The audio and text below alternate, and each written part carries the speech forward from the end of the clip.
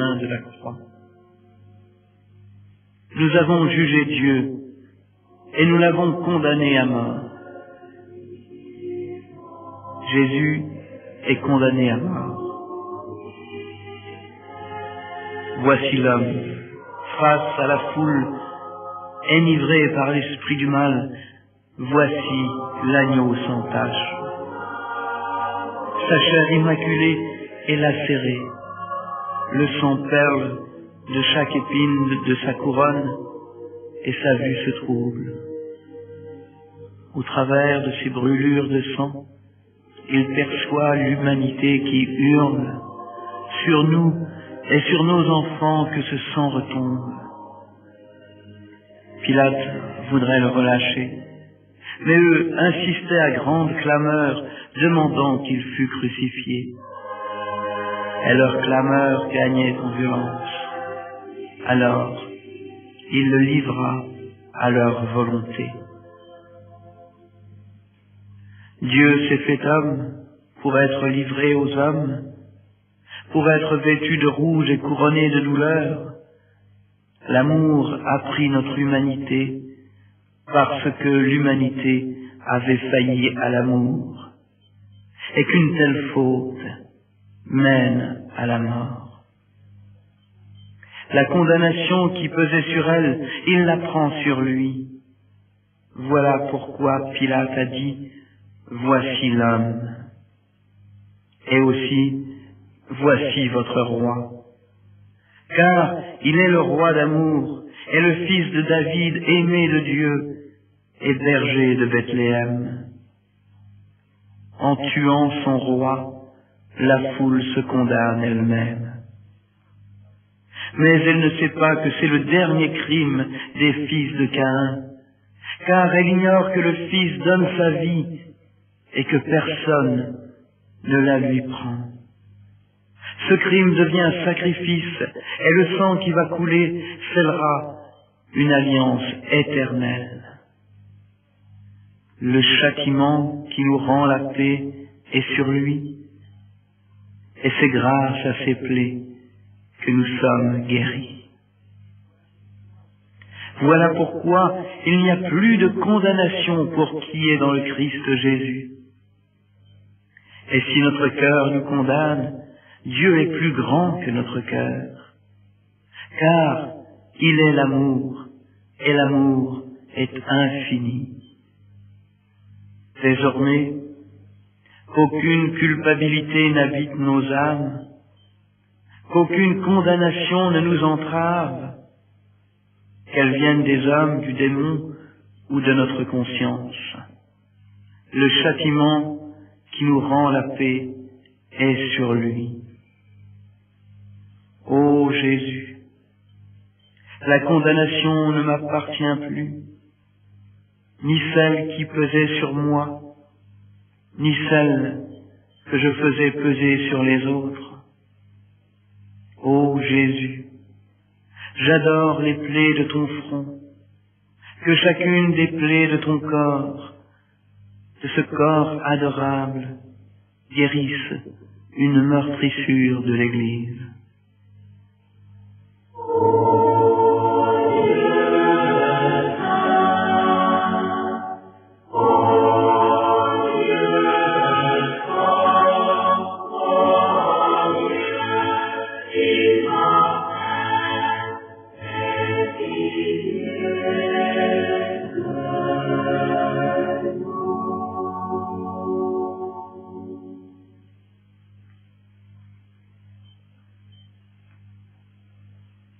Deuxième station du chemin de la croix.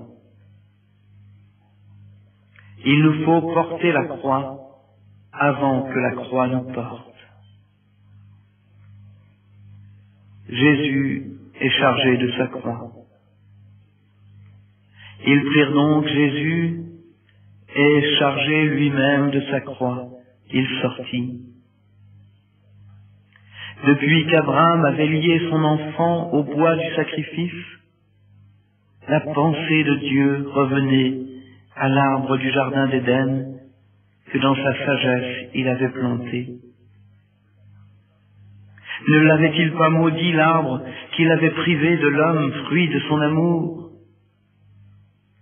Ne l'avait-il pas choisi l'arbre qui porterait le fruit de l'amour, la croix?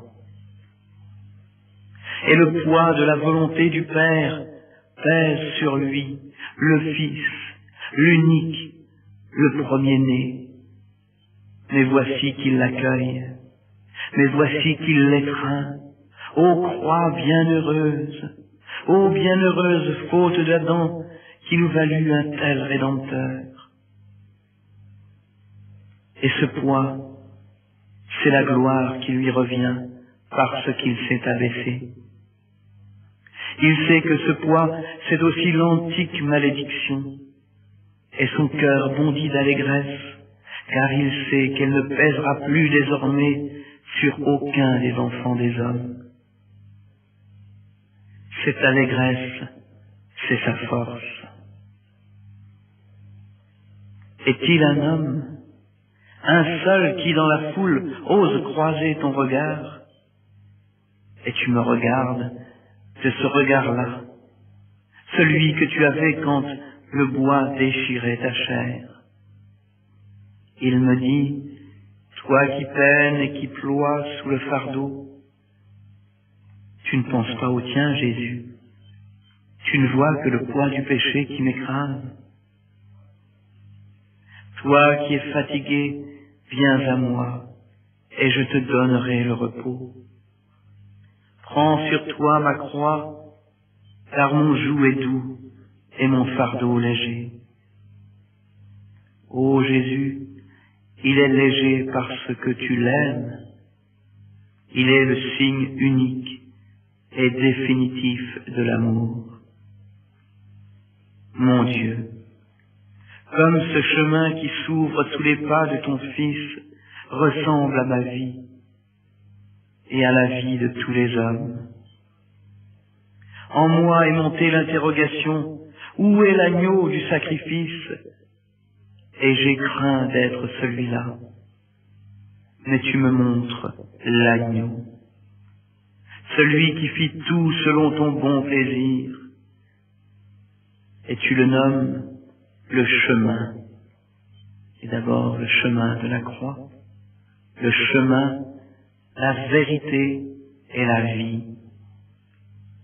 Ô Jésus, j'adore les meurtrissures de tes épaules, le poids qui entama ta chair nous délivre de l'oppresseur.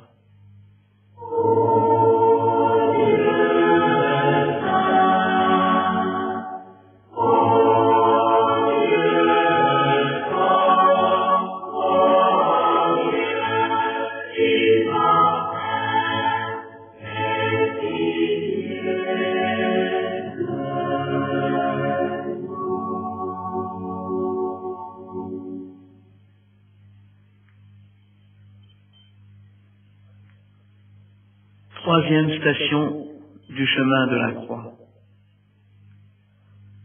Sauvez-nous du premier péché que l'on commet par surprise. Jésus tombe pour la première fois. Sous le poids de la croix, Jésus chancelle et tombe. Ses mains sont liées à la poutre. Il ne se protège pas. Il ne peut pas se protéger. Il tombe de toute sa hauteur, et la terre, qui ne pourra le garder dans ses entrailles, accueille pour la première fois le plus beau des enfants des hommes. Il goûte la poussière, celui qui a pris chair, qui est né de la poussière. Et le sang, la sueur et les larmes se mêlent à elle. C'est comme une rédemption de la terre qui s'opère déjà. Comme devant les tondeurs, une brebis muette, il n'ouvrait pas la bouche.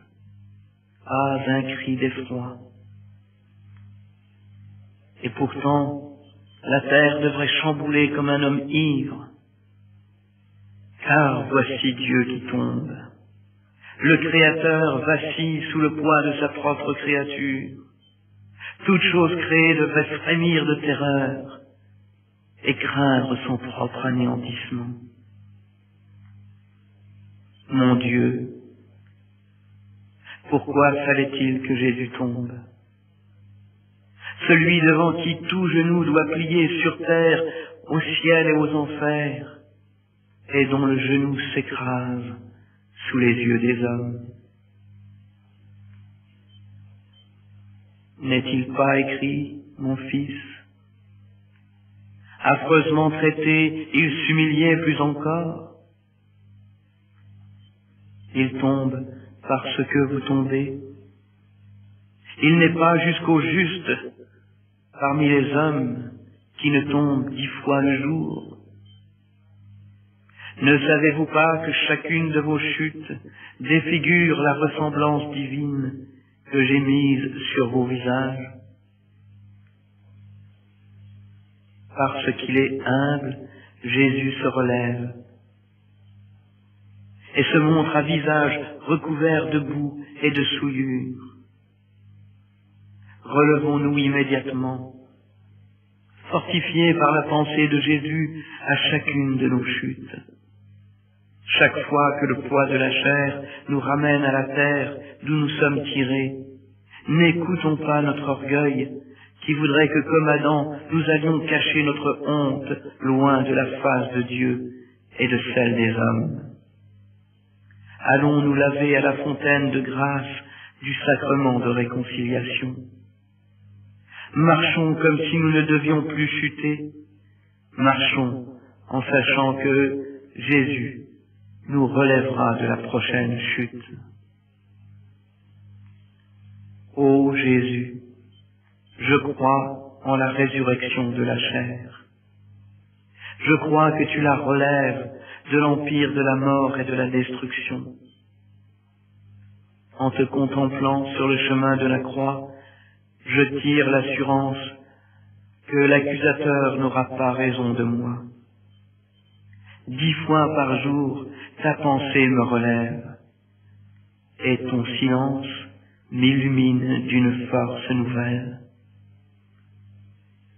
Ô Jésus, j'adore les plaies de tes genoux, et te bénis, qui as fait de ton corps le temple nouveau, et de notre chair la demeure de l'Esprit.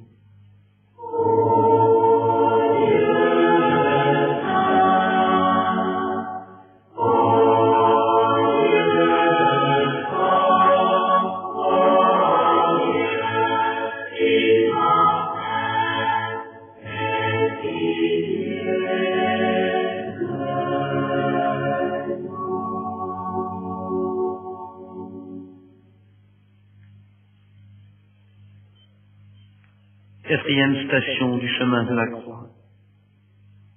Comme la joie, Marie a partagé avec Jésus la tristesse jusqu'à la mort. Jésus rencontre sa mère.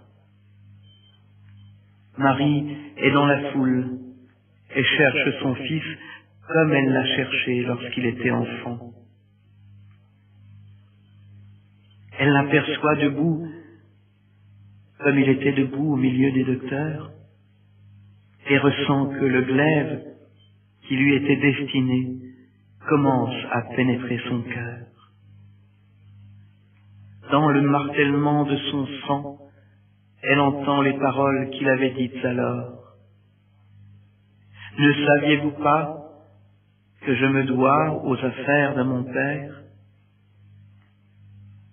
Et dans le silence, la nouvelle Ève rejoint le nouvel Adam dans l'accomplissement de la volonté du Père.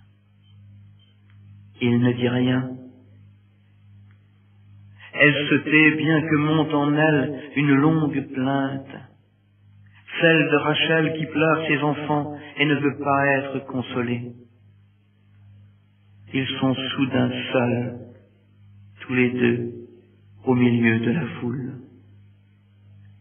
L'amour de toutes les mères de la terre au chevet de l'enfant mourant les unit d'une manière unique.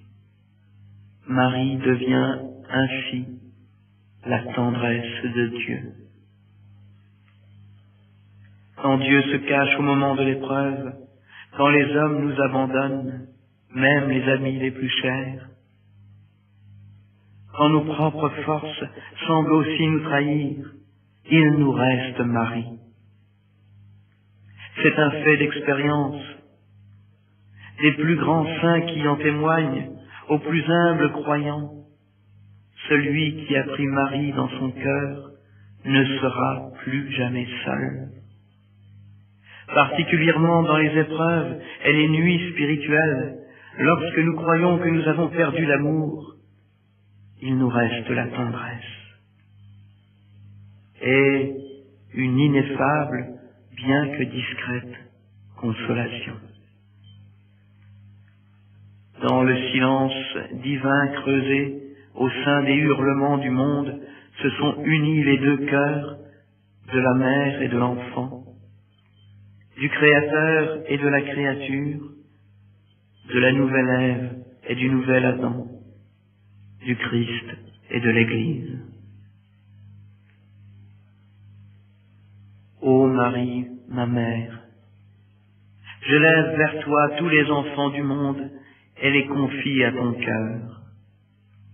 Ô Marie, ma mère, je lève vers toi l'Église et te demande de me remplir de ta tendresse pour être en son cœur l'amour.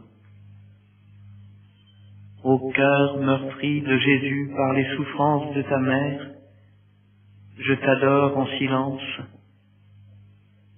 et te rejoins par le cœur que tu as mis en moi et que ton esprit a blessé.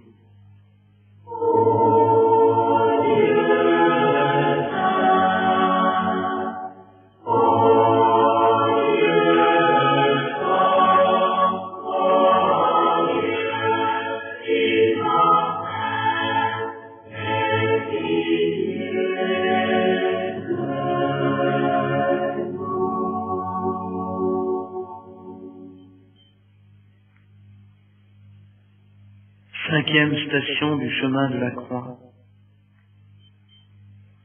Simon de Cyrène aide Jésus à porter sa croix.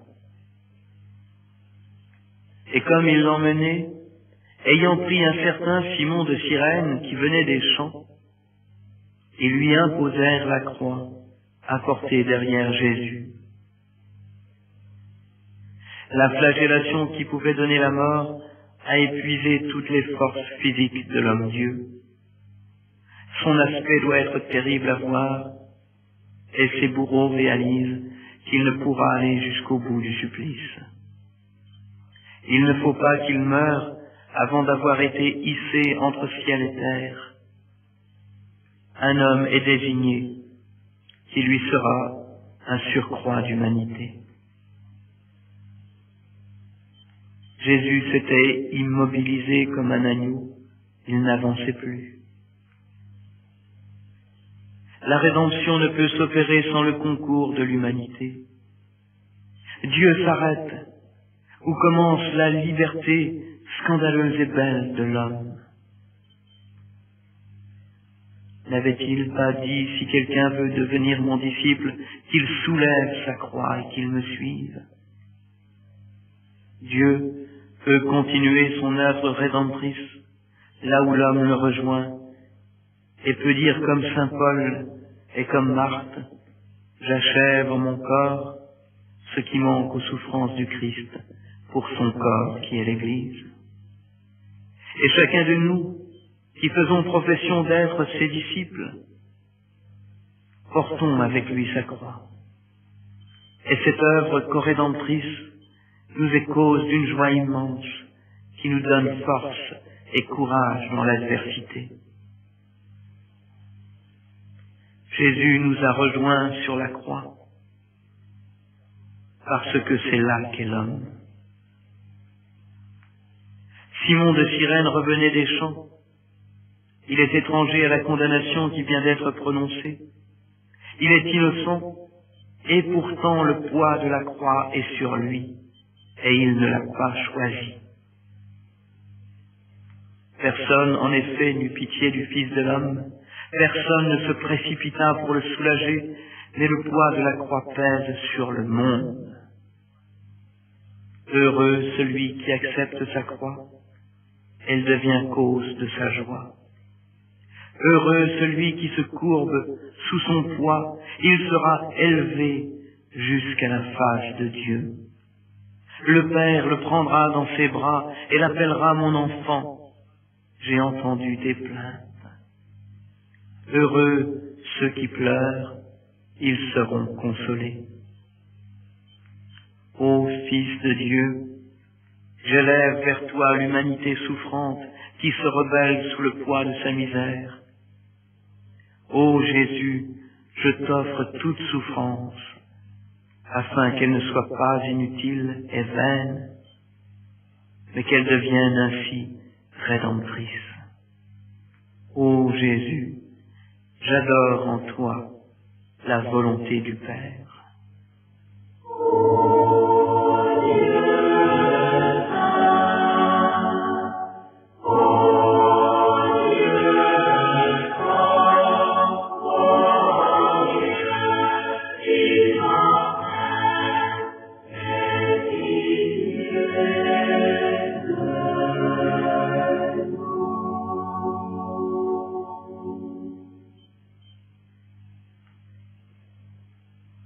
Sixième station du chemin de la croix. Afin qu'éternellement son image s'y attachât, qui est faite de son sang, de ses larmes et de nos crachats. Véronique essuie le visage de Jésus. Pas un homme donc qui se précipite. Où es-tu, Pierre? Où es-tu, Jean, toi que le Seigneur aime d'un amour de prédilection? Pas un qui te console. Mais qu'y a-t-il entre toi et la femme? Quel mystère vous unit-il pour que l'une d'elles se laisse emporter par l'élan violent de son âme? Et ce linge qu'elle tient, servait-il à cacher sa douleur? Elle se dévoile et dévoile son amour. Elle se prononce pour toi devant les hommes. Elle sait que tu ne rougiras pas d'elle devant le Père. Elle ne craint pas les soldats, car l'amour parfait bannit la peur.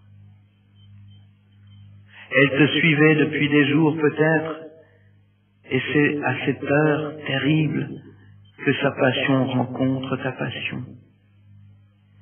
Elle pourrait s'appeler Marie-Madeleine, mais on ne la nommera plus que Véronique.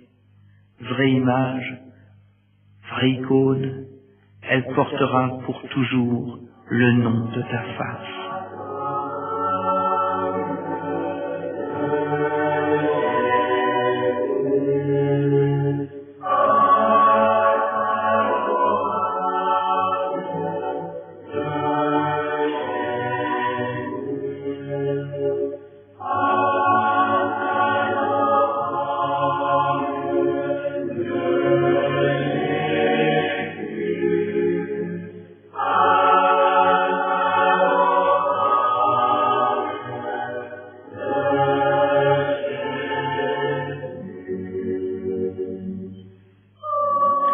Les multitudes avaient été épouvantées à sa vue tant son aspect était défiguré, il n'avait plus d'apparence humaine.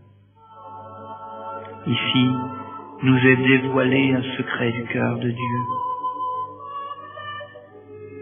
Ce que vous aurez fait au plus petit, c'est à moi que vous l'aurez fait. Nous saurons en effet que nous sommes avancés dans la connaissance de Dieu quand nous le reconnaîtrons sous les traits de son abjection.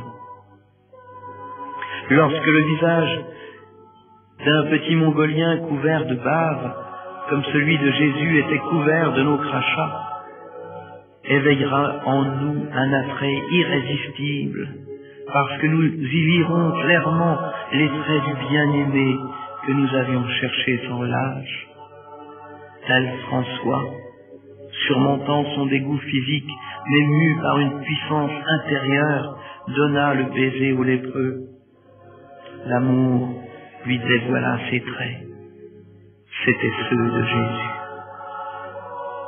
Que se passe-t-il alors, lorsque notre âme est ainsi portée vers les plus petits? Eh bien, elle devient comme le voile de Véronique, et la face ineffable du Christ s'imprime en elle pour toujours. Face adorable de Jésus, pose-toi comme un sceau sur mon cœur, comme un sceau dans mon âme. Ô Jésus, je t'adore dans tous ceux qui n'ont plus de figure, ceux dont on se détourne et que l'on retranche de la société des hommes.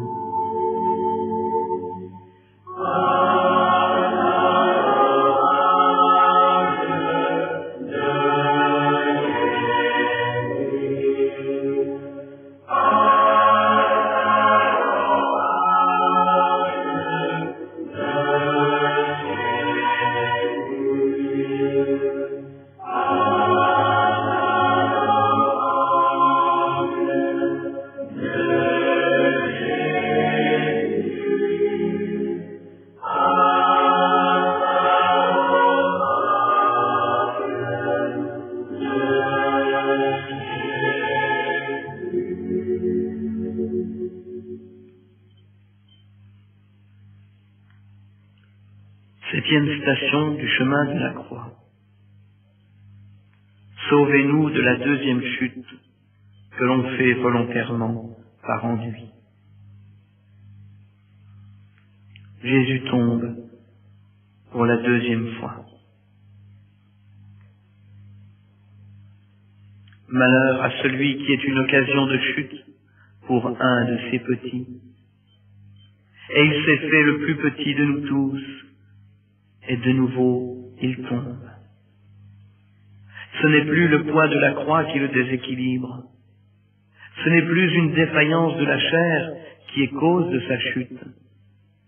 C'est une sorte d'éblouissement, un aveuglement qui le projette à terre. Simon de Cyrène n'y peut rien, pas plus qu'aucune autre aide humaine. C'est dans l'âme du Christ qu'est apparu ce trouble, qui lui rappelle certaines souffrances de Gethsémani. Il s'est fait pécher, et le péché lui remplit l'âme jusqu'à la défaillance. Le dégoût l'envahit. C'est à peine si on mourrait pour un juste. Son sacrifice n'est-il pas vain? Mais il se relève. Il a consenti à la volonté du Père une fois pour toutes. Il boira la coupe jusqu'à la lie. La volonté de Dieu qu'il ne sent plus, qu'il ne voit plus, c'est sa seule force. Ici, Jésus nous enseigne que l'homme tombe dans sa vie spirituelle et que son angoisse est parfois telle qu'elle est cause de défaillance. Cette chute veut nous dire « Ne désespérez jamais ». Quand bien même il vous semblerait que vous avez trahi Dieu et qu'aucun retour n'est possible. Ne désespérez pas, j'ai payé le prix de votre retour. Nous voilà assis à la table des pécheurs. Notre âme, notre vie psychique est immergée dans le péché. C'en est fini. Nous ne continuerons pas la route nous-mêmes. Il faut nous rendre. Nous sommes incapables du moindre bien. Accomplir la volonté de Dieu, même sans en avoir le goût, est notre seule issue. Notre âme prononce les paroles de Thérèse. Je crois, ce que je veux croire, c'est-à-dire ce que je sais dans la fine pointe de l'âme, la seule partie de moi-même qui ne soit pas tombée dans cette chute. Ce que je sais, ce qui me reste, c'est la volonté de Dieu. Ô Jésus, j'adore les plaies de ta tête et les blessures de ton âme. La lumière qui aujourd'hui les transfigure est la promesse de l'éternelle extase de l'amour. La lumière qui traverse les plaies du corps est belle, mais infiniment plus belle celle qui envahit les plaies de l'âme. Ô Jésus, que jamais nous nous détournions des porteurs de ces blessures-là. Ils brilleront d'un éclat particulier dans la gloire.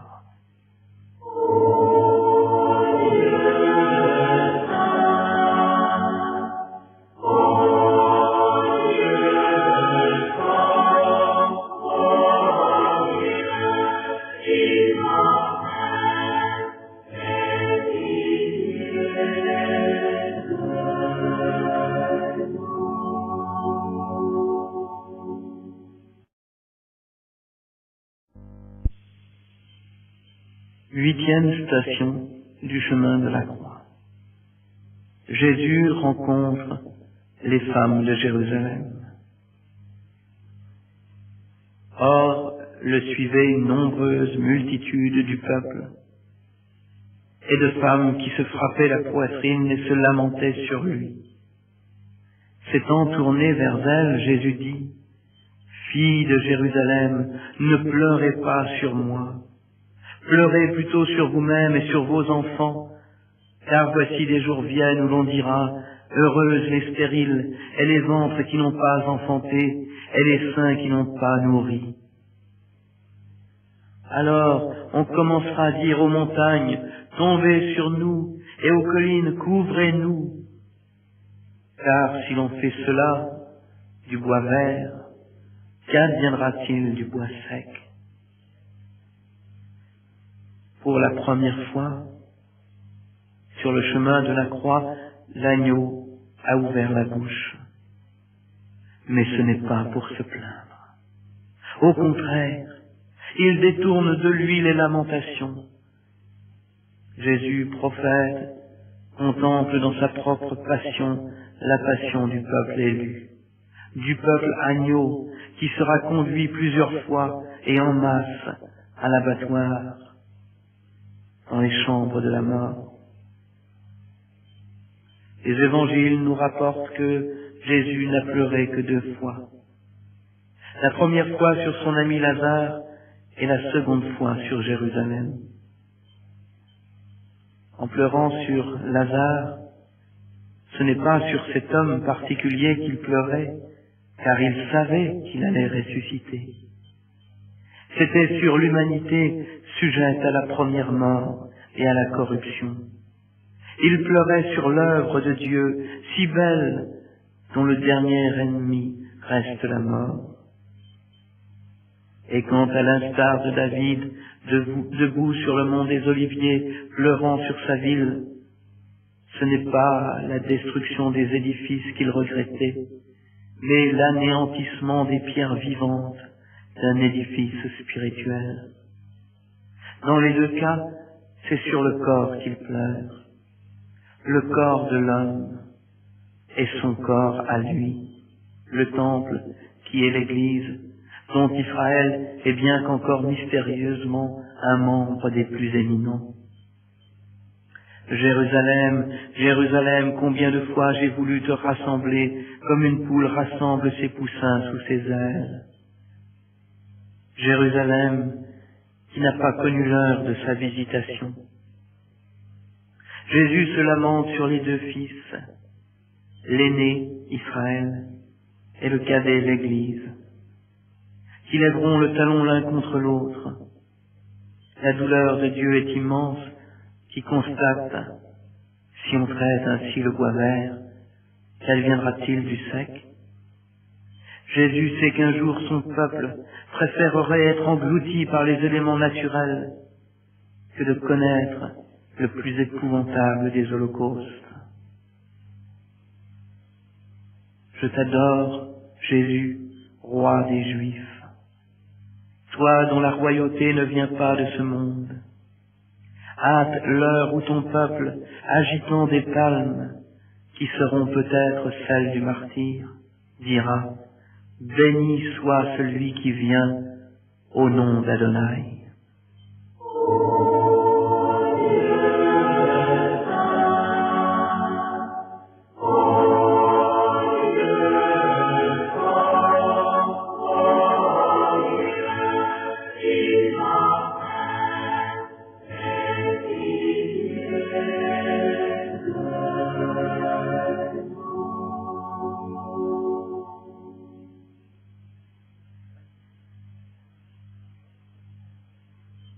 Neuvième station du chemin de croix.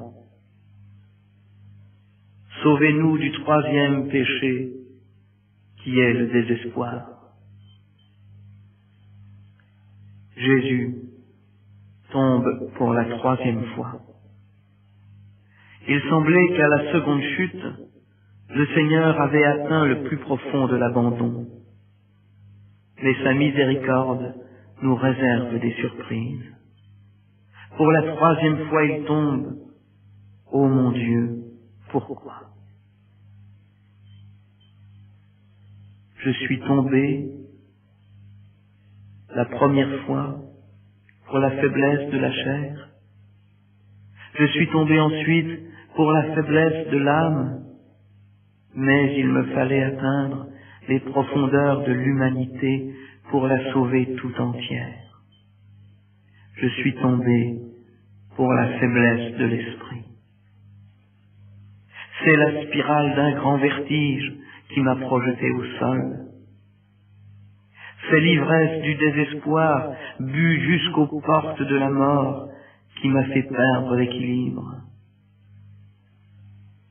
Même l'âme la plus noire et chérie de mon Père, c'est pour elle qu'il laisse les 99 brebis, car il l'aime à la folie. J'ai bu dans la nuit du jardin la coupe de l'atroce vertige. J'ai été revêtu de la tunique écarlate de la folie. J'ai connu la terreur hallucinée de celui qui va commettre le crime contre lui-même.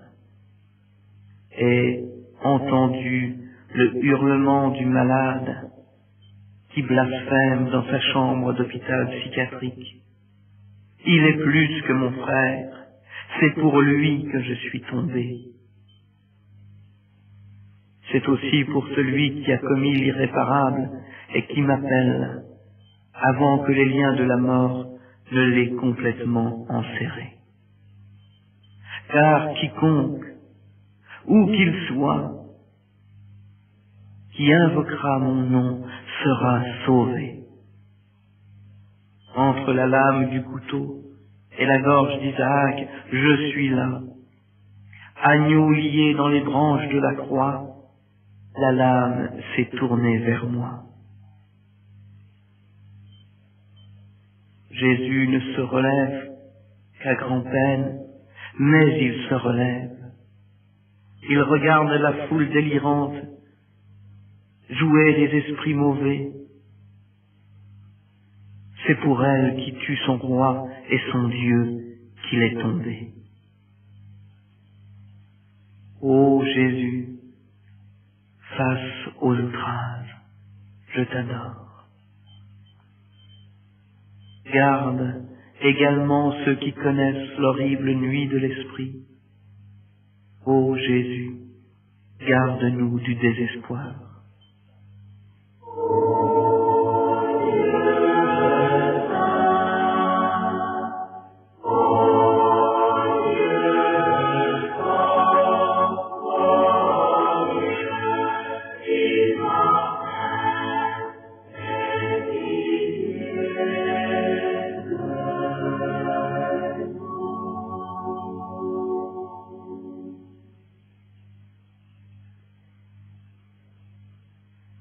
10e station du chemin de la croix. Par l'horreur de ce dernier vêtement qu'on vous retire, ayez pitié de tous ceux qu'on déchire. Jésus est dépouillé de ses vêtements. Les soldats lui retirent ses vêtements et tirent au sort sa tunique faite d'une seule pièce. Dieu est nu, exposé au regard. Nu comme notre père Adam, nu comme la terre nue et désolée, nu comme Job sur son fumier, comme l'homme à sa naissance et à l'heure des retrouvailles avec la terre mère, nu comme le catéchumène qui s'est dépouillé de sa vie ancienne et qui va revêtir le Christ. Jésus, je te regarde, mais tu n'es pas nu. Tu es ton propre vêtement, et jamais la chair de l'homme n'a paru moins nue. La pureté de ton cœur purifie le regard de ceux qui te regardent. Tu n'as pas commis la faute d'Adam, et te voilà exposé sans honte, comme l'hostie dans la nudité du Saint-Sacrement. Tu ne possèdes plus rien qui ait été fait de main d'homme, et te voilà paré de la beauté des créatures que sont les lys des champs, et de la beauté incréée de la gloire qui remplissait le temple. Car voici que se déchire le voile du temple mis à nu, et que la nuée quitte le sanctuaire pour t'environner à jamais. Tu viens de te dépouiller de tes forces physiques, et de celles de l'âme, et de celles de l'esprit, et ce rien qui te restait, on te l'a arraché. Pauvre, tu es roi. Roi, tu es pauvre. Ô Jésus, cette nudité est notre héritage. Apprends-nous à l'aimer, à la désirer, à la chérir, comme notre seule propriété. Béni es-tu qui t'es laissé dépouiller sans un murmure. À toi revient cette béatitude, heureux les doux, ils posséderont la terre. Ô Jésus, je t'adore dans le total dépouillement où je veux te suivre. Ô Jésus, si dans la rue ou en quelque autre lieu je te rencontre nu dans un pauvre qui a faim ou qui est en prison, que je te couvre du manteau de mon amour, que je ne me détourne pas en disant « Quand t'ai-je vu nu et ne t'ai-je pas couvert ?»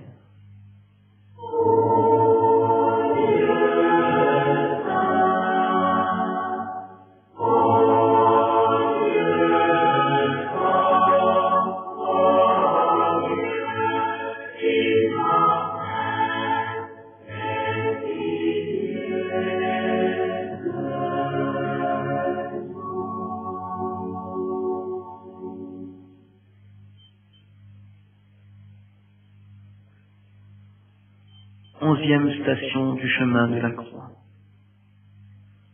Ce Dieu est assez pour moi qui tient entre quatre clous. Jésus est mis en croix. C'était la 3e heure et ils le crucifièrent. Il est transpercé à cause de nos iniquités. Jésus accueille la croix comme son lit nuptial, car là va être versée l'eau et le sang des noces d'un nouveau Cana. On le couche nu comme Noé au jour de son ivresse. On le couche pour qu'il s'endorme dans la mort, ivre d'amour sur le pressoir de la croix. Couché sur le dos, ses yeux ne voient plus que le ciel, et il prie. Entre les versets des psaumes, il intercède pour l'humanité. Il offre chaque coup de marteau comme un battement de son propre cœur. Seigneur, ce sont des enfants, et des enfants malheureux qui ne savent pas ce qu'ils font. Ne leur impute pas ce péché. Ces plaies sont à moi, et je te les offre pour eux. L'épaisseur de la chair est à jamais transpercée. Par mes mains ouvertes passera désormais l'Esprit Saint que je répandrai sur eux en abondance. Alors ils se tourneront vers celui qu'ils ont transpercé. Ils ne recommenceront plus, Père. Ce sont des enfants. L'Esprit tournera le cœur des fils vers leur Père. Ce n'est pas les clous qui m'attachent ainsi, c'est l'amour, et seulement l'amour. Mon lit de douleur devient un lit d'amour. À tous ceux que la maladie immobilise ainsi, je leur dis, de votre lit de douleur, faites un lit d'amour. Par mon sang versé pour vous, je vous dilaterai. Votre immobilité ne sera plus qu'apparente, car l'amour est toujours en mouvement. Ô Jésus, j'adore les plaies de tes pieds et de tes mains. Qu'ils sont beaux sur la montagne du Golgotha, les pieds de celui qui annonce la bonne nouvelle de la délivrance. Qu'ils sont beaux les pieds qui ont été lavés par les larmes de la pécheresse. L'amour couvre une multitude de péchés.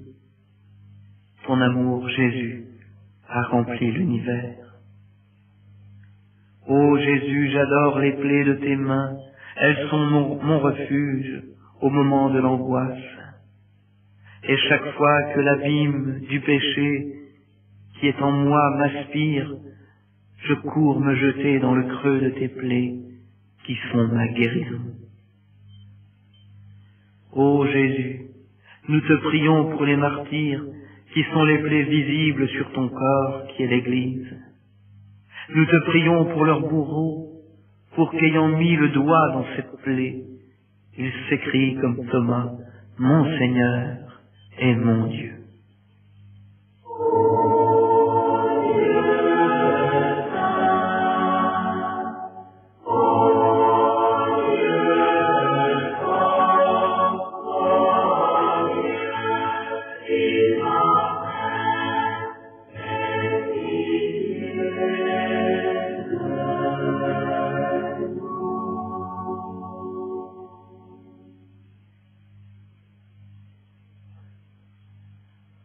Douzième station du chemin de la croix. Vous avez soif, Seigneur? Est-ce à moi que vous parlez? Jésus meurt en croix. Les 7 paroles ont été prononcées. Le sort du monde est scellé. Nous ne serons plus jamais seuls ni abandonnés. Tout est vraiment accompli. Ayant poussé un grand cri, Jésus dit, « Père, dans tes mains je remets mon esprit. » Ayant dit cela, il remit l'esprit. Jésus cite les psaumes au moment de mourir. Il cite cette phrase qu'il a apprise de Marie et que tout enfant juif apprend de sa mère penchée sur son berceau au moment où vient le sommeil. Veyado afkedrouri, dans sa main je remets mon souffle, mon esprit. La croix se dresse soudain tirée par des cordes, puis soudain retombe d'un coup sec et violent qui secoue le corps du Seigneur, dans le trou où elle va être scellée.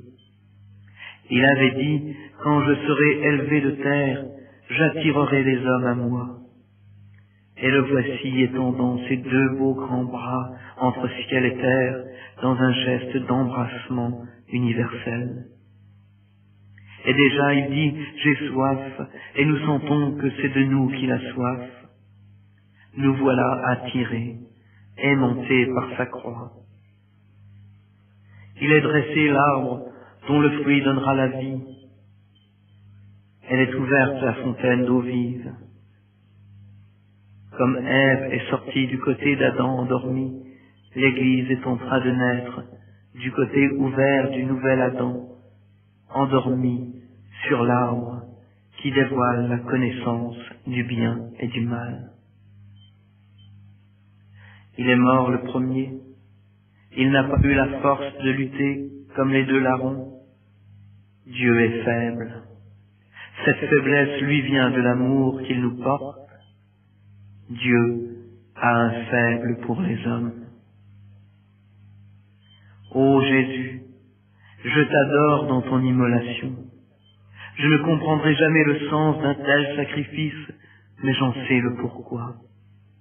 Je sais que ta croix est ton ultime parole à l'humanité, car il n'est pas de plus grand amour que de donner sa vie pour ceux que l'on aime.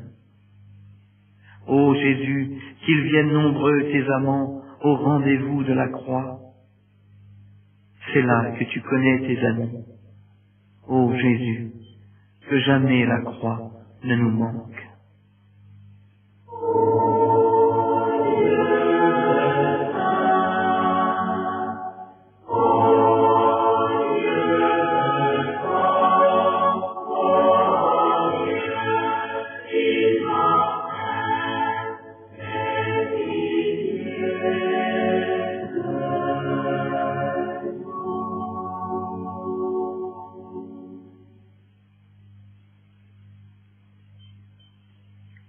Treizième station du chemin de la croix. Ici, la passion prend fin et la compassion continue. Jésus est détaché de la croix. Pilate s'étonna qu'il fût déjà mort, et ayant appelé le centurion, il lui demanda s'il était déjà mort. Et l'ayant su par le centurion, il octroya le cadavre à Joseph d'Arimathie. Ce corps n'est plus gênant, mais c'est le corps du Christ. Le corps de Dieu que le Père n'abandonnera pas à la corruption. Qui peut se douter que les lois de la nature sont en train d'être renouvelées, qu'une puissance inouïe semblable à l'explosion de lumière de la genèse du monde va jaillir de ce corps mort, que cette puissance va changer la face du monde. Joseph, avec un infini respect, tient le corps adorable de l'agneau immolé dans ses bras et le dépose sur le sein de Marie. Ses larmes lavent le visage de son enfant, comme on nettoie un nouveau-né. En effet, les souffrances de la maternité lui avaient été épargnées en vertu de sa conception immaculée. Mais la nouvelle Ève, mère du corps, mère de l'Église, enfante son Fils dans une douleur infiniment plus grande. Comme l'a prophétisé le prophète Jérémie, à qui te comparerai-je? À qui te dirai-je semblable, fille de Jérusalem? Qui placerai-je auprès de toi pour t'éprouver, vierge, fille de Sion? Car, grande comme la mer est ta peine, qui te guérira? Que tu es belle entre toutes les femmes, que tu es belle dans ta douleur sereine. C'est à cette heure que les anges te décernent le titre de reine des martyrs.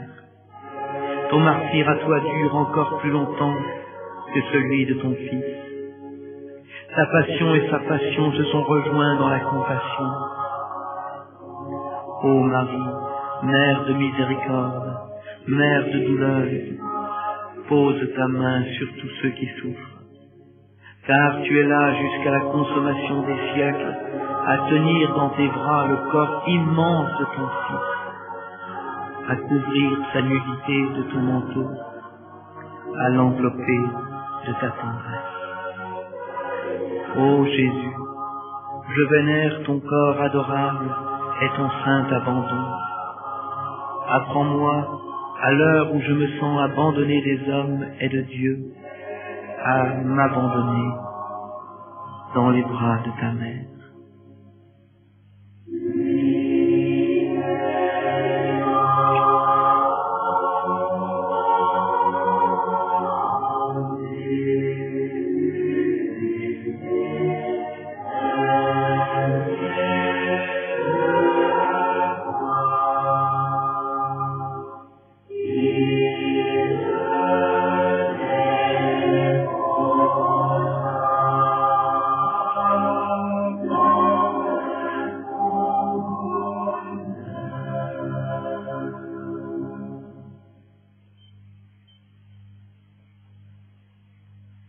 14e station de la croix.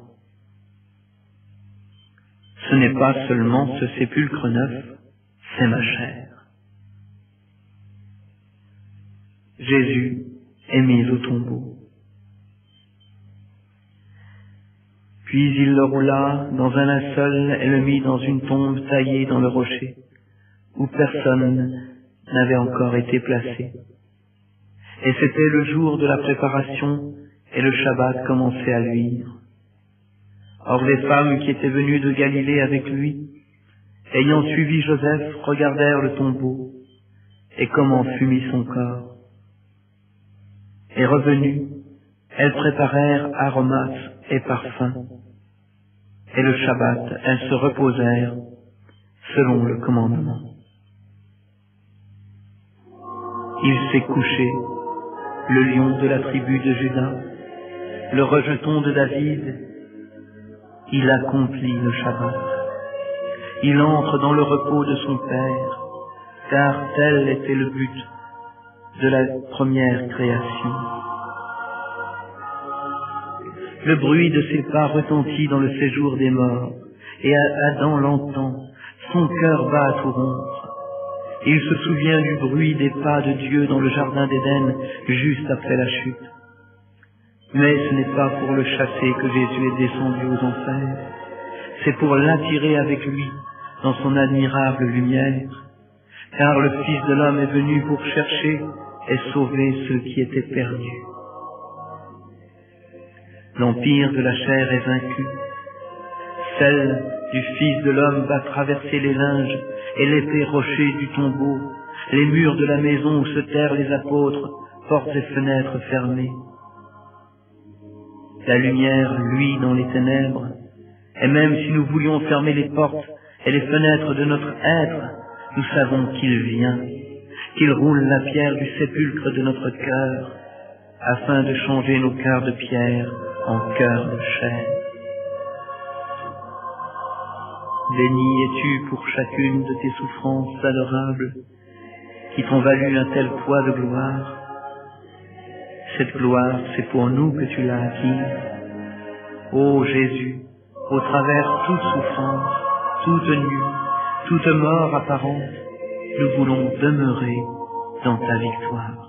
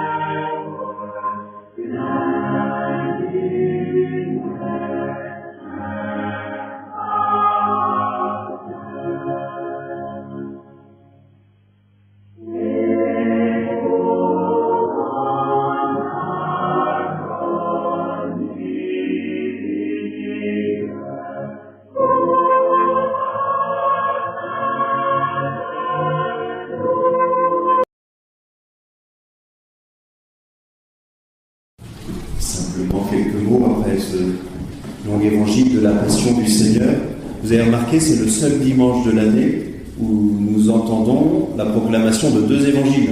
On a entendu l'évangile d'entrée de Jésus dans la ville de Jérusalem, et puis celui de la Passion.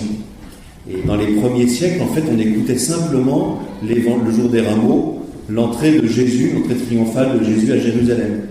Mais il s'est passé quelque chose dans les premiers siècles, qui est un petit peu commun avec aujourd'hui, c'est que pas mal de chrétiens ne venaient jamais le vendredi saint, et donc n'entendaient pas le récit de la Passion.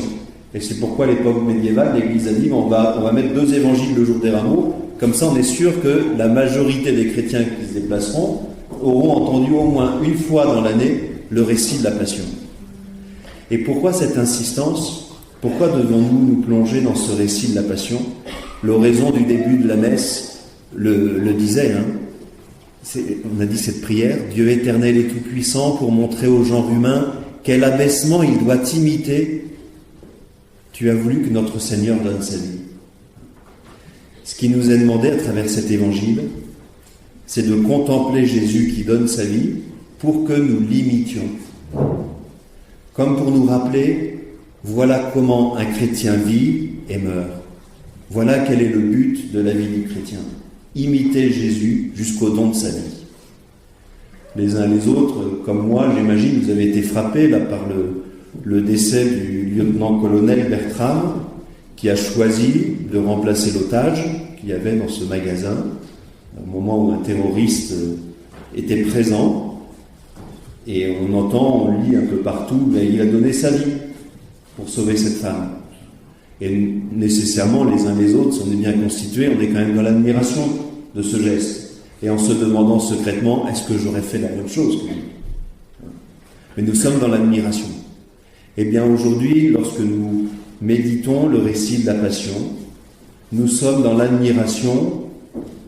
Ici, ça n'est pas un lieutenant-colonel de gendarmerie, mais c'est le Fils de Dieu lui-même qui donne sa vie. Et voilà pourquoi nous avons cette admiration éternelle pour ce geste qu'il a fait. Et la prière nous disait, si nous contemplons Jésus en croix, c'est pour que nous l'imitions. Du verbe imiter. Il me semble bon aujourd'hui, avec tout ce qu'on traverse, entre autres avec cette confrontation au djihadisme dans notre pays, il est bon pour nous, chrétiens, de se rappeler quelle est la manière dont nous devons vivre et mourir. Quand nous contemplons Jésus en croix, on voit un homme qui a donné sa vie par amour des autres. Il n'y a aucune victime collatérale. Le summum de la vie d'un homme, c'est de donner sa vie pour ceux qu'on aime, mais jamais de prendre la vie de quelqu'un d'autre. Un des derniers textes que le pape Jean-Paul II a écrit avant de mourir, c'est un texte qui n'est pas très connu, c'est une exhortation apostolique, une lettre apostolique qui s'appelle « Reste avec nous, Seigneur ». Et il médite en fait sur l'Eucharistie, sur la messe. Et il dit le chrétien doit devenir, en participant à la messe, un homme ou une femme eucharistique, qui apprend à donner sa vie à la manière de Jésus. Et il a cette petite phrase admirable, il dit ceci, un chrétien, lorsqu'il vit de l'Eucharistie, pourra peut-être un jour mourir en martyr, mais jamais il ne pourra mourir en bourreau. C'est belle cette phrase. Un chrétien, s'il médite l'Eucharistie, pourra peut-être un jour mourir en martyr, mais il ne pourra jamais mourir en bourreau. Redisons-nous au début de cette semaine sainte, rappelons-nous cela, que la vie est sacrée, la vie n'a pas de prix, quelle qu'elle soit. Et le chrétien ne touche jamais à la vie de quelqu'un d'autre. Même si parfois dans l'histoire, vous me direz, on a oublié ça, peut-être, mais ce qui compte, c'est aujourd'hui, en 2018, nous avons compris cela de l'Évangile, en méditant sur Jésus en croix, que la vie est sacrée, que jamais un chrétien ne lève la main sur une quelconque personne. Alors Seigneur, nous te demandons, dans cette Eucharistie, de nous apprendre à donner notre vie pour les autres, pas tous en mourant pour les autres, mais apprends-nous à donner notre vie pour les autres. Et à l'occasion de cette Eucharistie, nous prions aussi spécialement pour Bruno, qui va rappeler ce message lors des funérailles qui seront célébrées sur votre paroisse, de rappeler de manière incessante la croix du Christ. C'est l'objet de notre salut, de notre joie, l'objet qui nous sauve et qui sauve le monde.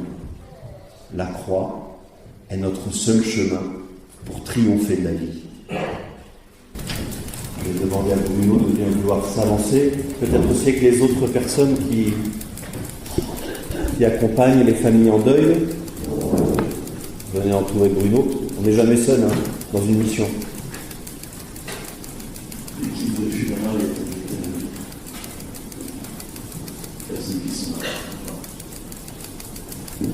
Avec vous, Bruno, et avec la communauté, nous allons simplement redire la foi de toute l'Église, la foi aussi professée par nos frères et sœurs chrétiens d'Orient. On prie spécialement pour eux aujourd'hui, pour les frères et sœurs persécutés à travers le monde. C'est cette foi que nous annonçons. Je crois en Dieu, le Père Tout-Puissant, Créateur du ciel et de la terre, et en Jésus-Christ, son Fils unique, notre Seigneur, qui a été conçu du Saint-Esprit, est né de la Vierge Marie, a souffert sous Ponce Pilate, a été crucifié, est mort et a été enseveli, est descendu aux enfers, le troisième jour est ressuscité des morts, est monté aux cieux, est assis à la droite de Dieu, le Père Tout-Puissant, d'où il viendra juger les vivants et les morts. Je crois en l'Esprit Saint, à la Sainte Église catholique, à la communion des saints, à la rémission des péchés, à la résurrection de chaque chair, à la vie éternelle.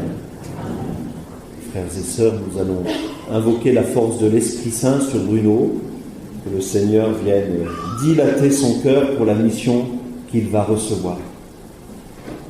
Viens, Esprit de sainteté, viens, Esprit de lumière, viens, Esprit de feu, viens nous embraser, viens, Esprit de sainteté, viens, Esprit de lumière, viens, Esprit de feu, viens nous embraser. Viens, Esprit Saint, sur notre frère Bruno. Viens ouvrir son cœur pour qu'il médite ta parole et l'annonce à ceux qui seront dans le deuil et la souffrance.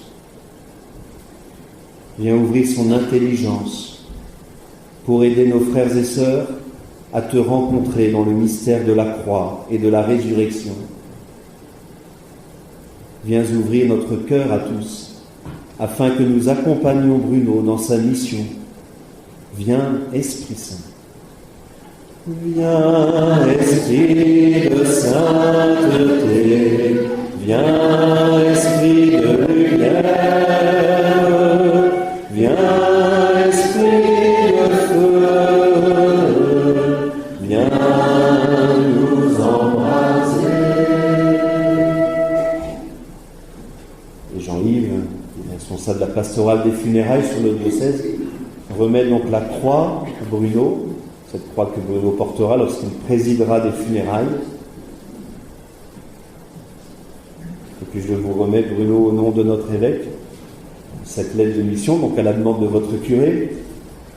Alors elle est donnée, c'est marqué pour 3 ans, et comme toujours dans l'Église, virgule, renouvelable, éventuellement. En tout cas, je vous remets cette lettre de mission, Bruno, en vous remerciant au nom de l'évêque, au nom de votre curé, mais ça il le fera lui-même. Et puis, nous, dans ce ministère de compassion, on a même la grâce de pouvoir vous remercier au nom du Seigneur lui-même, parce que vous vous ferez proche de ceux qui en ont besoin. Donc merci au nom de votre communauté aussi, d'accepter cette mission.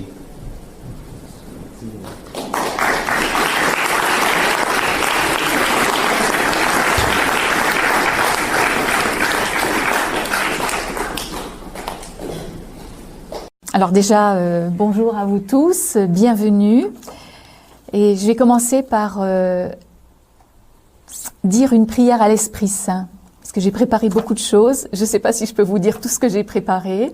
Peut-être que vous apprendrez pas grand-chose de nouveau, mais voilà, on va demander à l'Esprit Saint de nous guider, de nous conduire.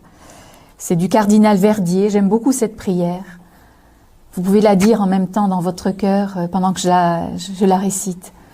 Ô Esprit Saint, amour du Père et du Fils, inspire-moi toujours ce que je dois penser, ce que je dois dire, comment je dois le dire, ce que je dois taire, ce que je dois écrire, comment je dois agir, ce que je dois faire pour procurer ta gloire, le bien des âmes et ma propre sanctification.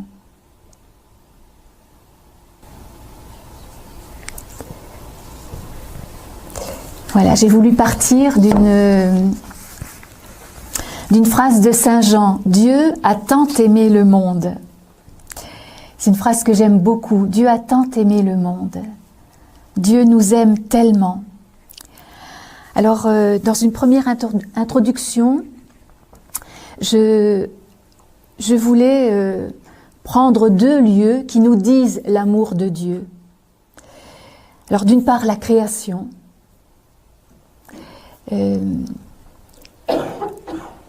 Parce que Dieu crée avec amour, avec sagesse. Hein? Tout ce qu'il a fait est beau, tout ce qu'il a fait est bon.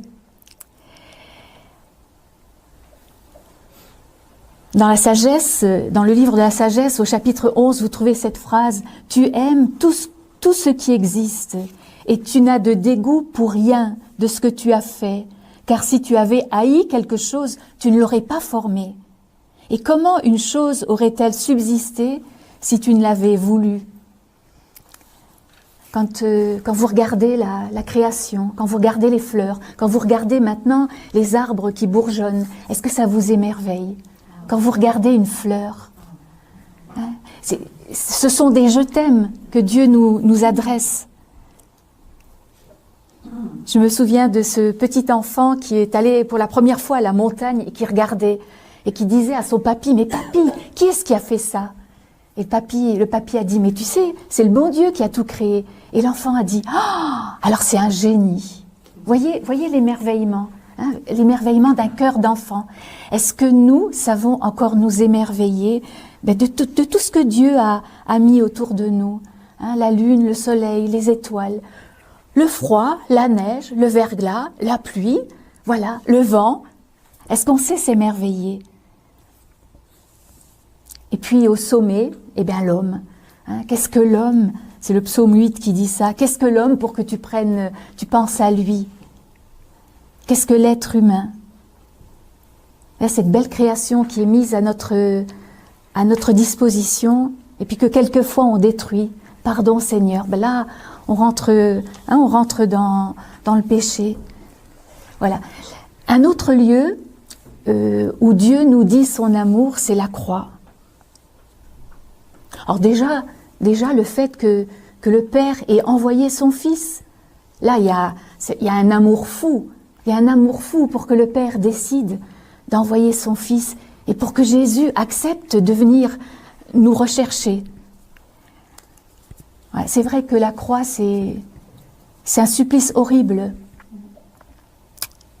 Penser que Jésus était innocent, c'est un scandale de penser qu'il a été condamné, cloué à une croix, dépouillé de ses vêtements. Hein, c'est une mort honteuse qui est normalement réservée aux bandits, aux rebelles.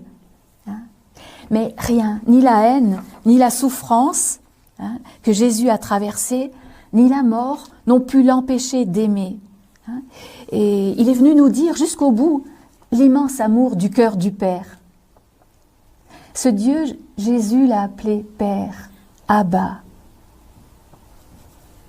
Saint Paul dit « Il m'a aimé et s'est livré pour moi. » Pour moi, Jésus a fait ça pour moi. Et les pères de l'Église, alors ça m'a beaucoup surpris au départ quand j'ai entendu ça. Les pères de l'Église, quand ils parlent de la croix, ils disent que c'est le lit nuptial. Vous vous rendez compte? Le lit nuptial, c'est un lit de noces.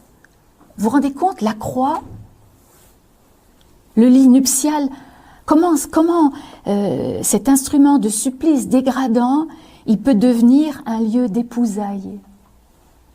Un lieu où Dieu vient vient nous épouser, nous dire jusqu'au bout son amour. Peut-être je fais une petite parenthèse et je vous dis comment la croix dans ma vie, elle a pris un sens, parce que moi elle me rebutait beaucoup cette croix. Et alors j'avais lu dans le journal quelque chose qui s'était passé dans notre région. C'est une maison qui avait pris feu. Un couple était sorti de la maison et puis avec les 3 enfants, ils se sont précipités à l'extérieur, quoi. Et quand ils étaient dehors, tout d'un coup, ils se sont rendus compte que le bébé, il n'avait pas suivi. Mais oui, il pouvait pas marcher. Alors le papa s'est lancé dans les flammes et le journal racontait qu'on l'a retrouvé avec le bébé. Ben, bien sûr, ils sont morts tous les 2 dans les flammes. Et je me vois, j'étais en train de repasser. Et cette histoire, elle me trottait dans la tête. Et je me disais, mais enfin, c'est incroyable. Cette femme, elle est dehors avec ses 3 enfants. Pourquoi cet homme, il s'est lancé dans les flammes? Mais enfin, il est fou, mais qu'est-ce qui lui prend? Et ça me trottait dans la tête. Et tout d'un coup, c'est comme un flash qui m'a traversé. Oh, comme il devait aimer cet enfant pour être allé le chercher, pour avoir risqué sa vie. Eh bien, c'est ça la croix. Eh bien, c'est ça la croix. Jésus s'est précipité. Il s'est précipité pour venir à notre rencontre et pour nous sauver. Il a quitté sa condition divine, hein, pour venir nous chercher. Et ça l'a conduit jusqu'à la mort sur une croix. Dieu a tant aimé le monde qu'il a donné son Fils. Non pas pour nous juger, non pas pour nous condamner, non pas pour nous accuser, mais pour venir nous sauver. Il nous tend la main. Alors dans les Romains, au chapitre 5, saint Paul nous dit « Le Christ est mort pour des impies. À peine voudrait-on mourir pour un homme de bien. Peut-être, mais la preuve que Dieu nous aime, c'est que le Christ, alors que nous étions encore pécheurs, est mort pour nous. » Il n'y a pas de plus grand amour que de donner sa vie pour ce qu'on aime. Et l'amour de Dieu, l'amour consiste en ceci, dit saint Jean. Ce n'est pas nous qui avons aimé Dieu. C'est lui qui nous a aimés et il a envoyé son Fils en victime offerte pour nos péchés. Vous trouvez ça dans la première épître de saint Jean au chapitre 4. Alors maintenant, je vais prendre deux points. Le premier, je suis pécheur, nous sommes pécheurs. Et le deuxième, eh bien, le rapport de Dieu avec les pécheurs. D'accord ? Voilà, donc on va voir ces deux points. Alors, si vous voulez, pour commencer, je voudrais vous parler, peut-être que je ne sais pas si vous étiez là l'an dernier, j'ai déjà parlé du péché originel, je voudrais partir du péché originel. Voilà, donc cette création, Dieu l'a faite. Hein. Entre la création et Dieu, entre l'homme et Dieu, il y a une très belle relation, une très belle harmonie. Dieu a créé et l'homme est dans cette dépendance de Dieu. La création est dans la dépendance de Dieu. Et il y a une très belle harmonie qui existe, hein, entre Dieu et l'homme, entre l'homme et la création, entre l'homme et la femme. Voilà, là il y a une harmonie. Hein. Le texte dira après qu'ils sont nus, mais ça ne les embête pas.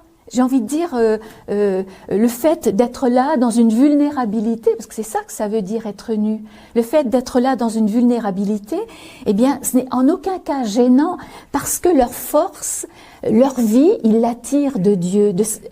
C'est Dieu leur créateur, et c'est Dieu qu'ils regardent. Et quand on regarde Dieu, tout devient beau. Mais voilà que le malin arrive, hein, le serpent arrive, il essaye de tenter, et puis il va réussir, et il y a une chute. Hein, il y a ce que nous raconte le chapitre 3 de la Genèse, eh bien cet arbre qui était une limite que Dieu avait posée, hein, cet arbre de la connaissance du bien et du mal auquel on ne devait pas toucher, eh bien voilà que nos premiers parents, ils vont toucher. Et un peu comme ce garçon qu'on a vu tout à l'heure dans la vidéo, eh bien voilà, il y a désobéissance et il y a rupture. Comme cette corde que vous avez vue tout à l'heure qui a été coupée. Il y a rupture de relation avec Dieu. Et voilà que le péché rentre dans le monde. Et avec le péché, la mort. Avec le péché, la mort.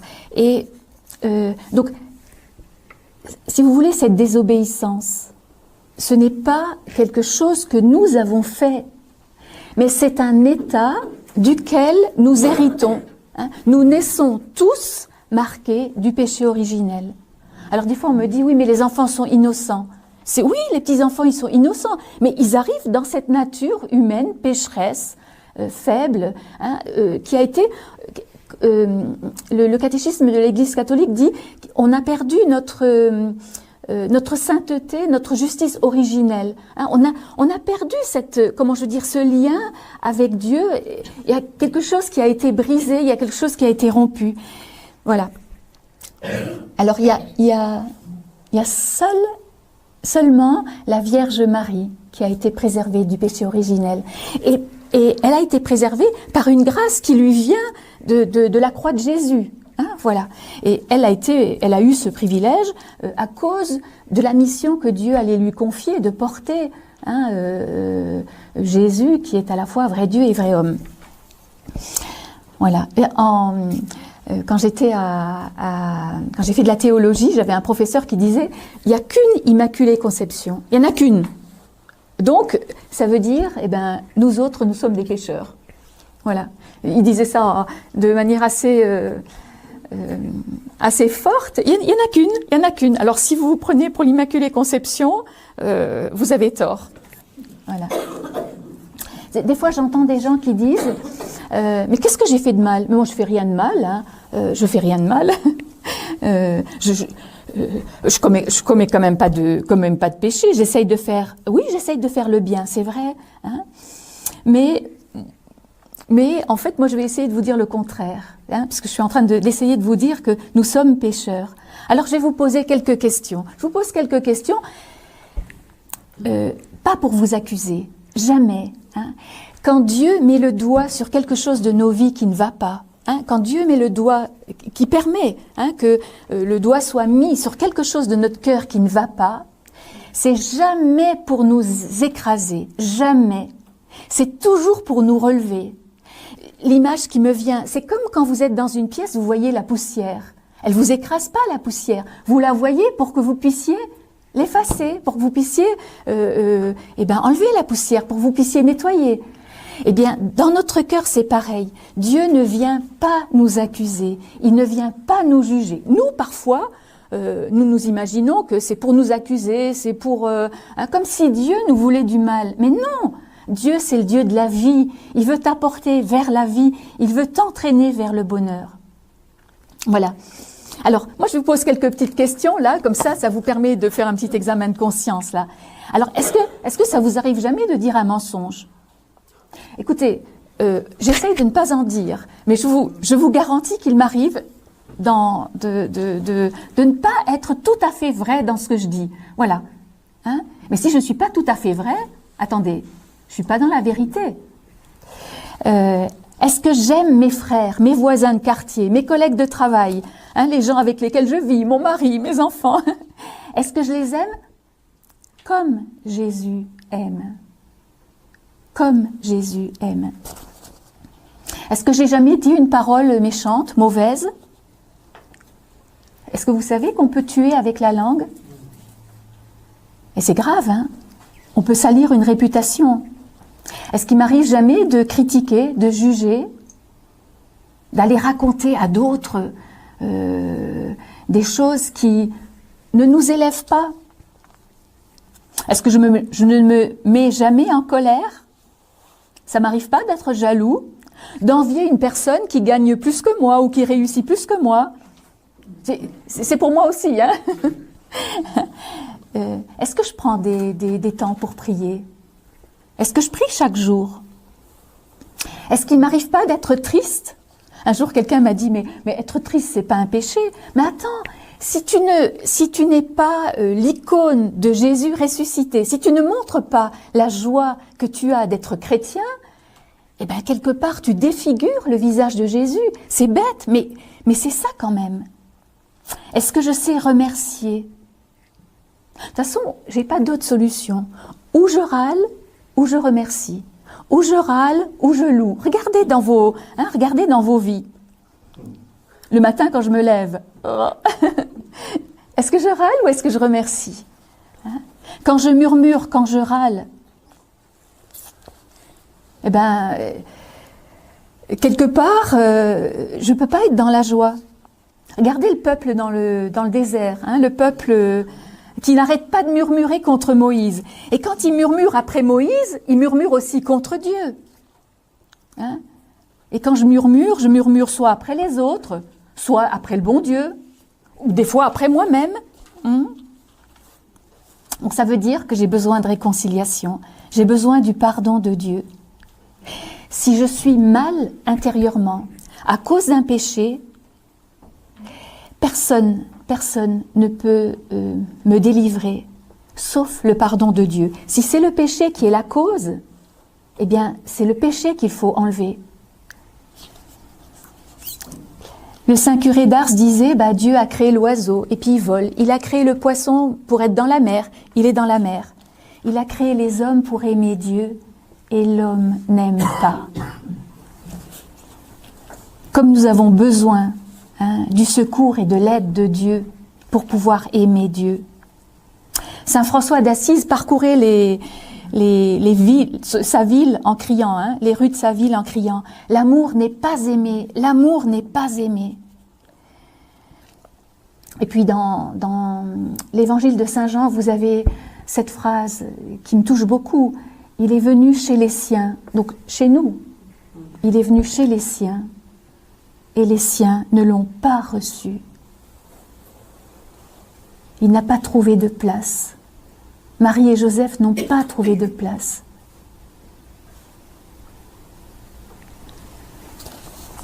Alors oui, nous sommes pécheurs. Saint Paul le dit en Romains chapitre 3, verset 23, « Tous ont péché et sont privés de la gloire de Dieu. » Romains 3, 9, « Tous sont soumis au péché. » C'est clair, c'est clair.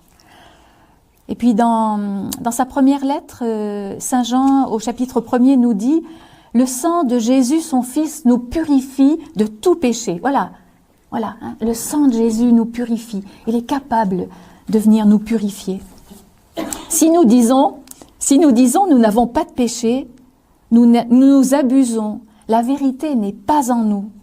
Si nous confessons nos péchés, lui, fidèle et juste, pardonnera nos péchés et nous purifiera de toute iniquité. Si nous disons, c'est toujours Saint Jean qui parle, nous n'avons pas de péché, nous faisons de lui un menteur et sa parole n'est pas en nous. C'est fort, c'est fort. Dans le livre de la sagesse, nous avons cette autre phrase.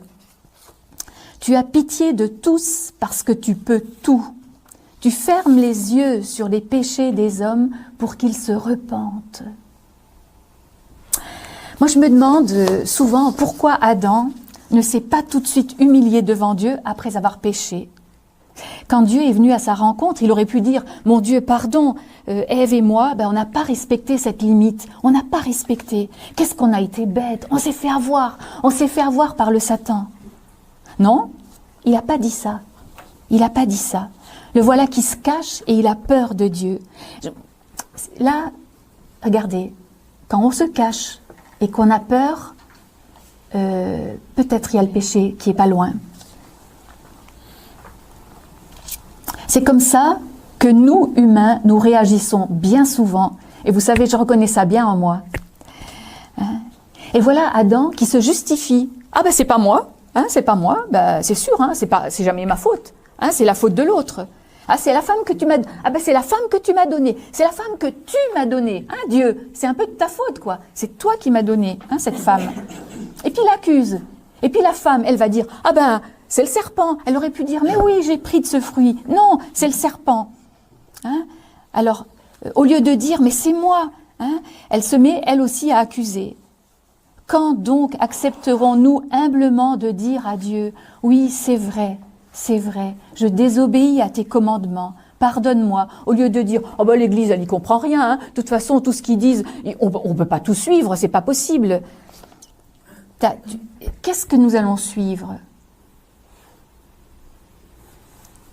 Les commandements de Dieu, ce que l'Église nous propose comme chemin de vie et de bonheur, ou alors ce que je crois, moi, être un chemin de vie et de bonheur, ou par exemple, ce que certaines lois me proposent comme chemin de vie ou de bonheur.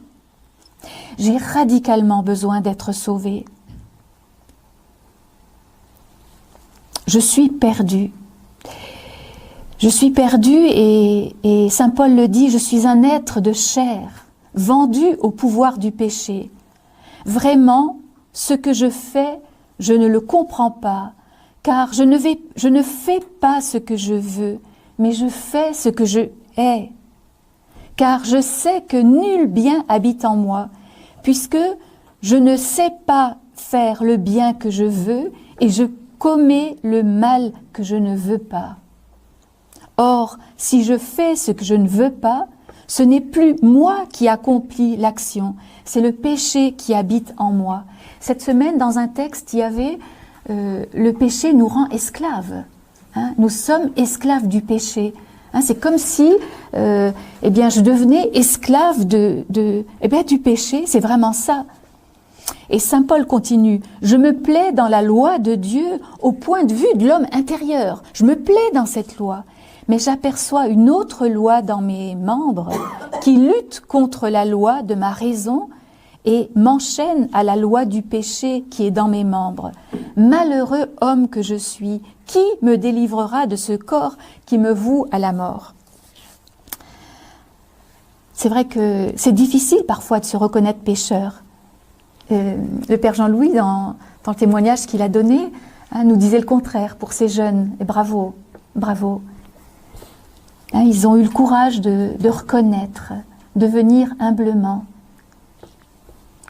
Mais parfois c'est difficile. On est capable de se vanter à la télé ou en public, on est capable de se vanter de plein de choses. On parle des infidélités conjugales, on parle d'avortement, on parle de pornographie, de critiques, on murmure, on se révolte, on parle de nos haines dans le cœur. Cet homme, jamais je lui pardonnerai. Vous avez des choses comme ça.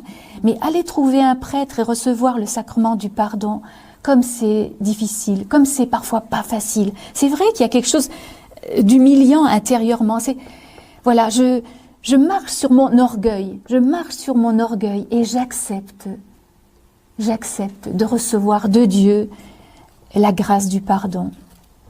Des fois, on est capable d'aller voir des guérisseurs, même des diseurs de bonnes aventures, parfois des médiums. Et là, on est complètement en dehors de la volonté de Dieu. Mais aller voir un prêtre, c'est incroyable comme ça coûte. Comme il faut être humble pour oser se mettre en vérité sous le regard d'un Dieu d'amour. J'aurais beau courir partout pour chercher de l'aide. Si je suis mal intérieurement à cause du péché, seul Dieu peut me délivrer.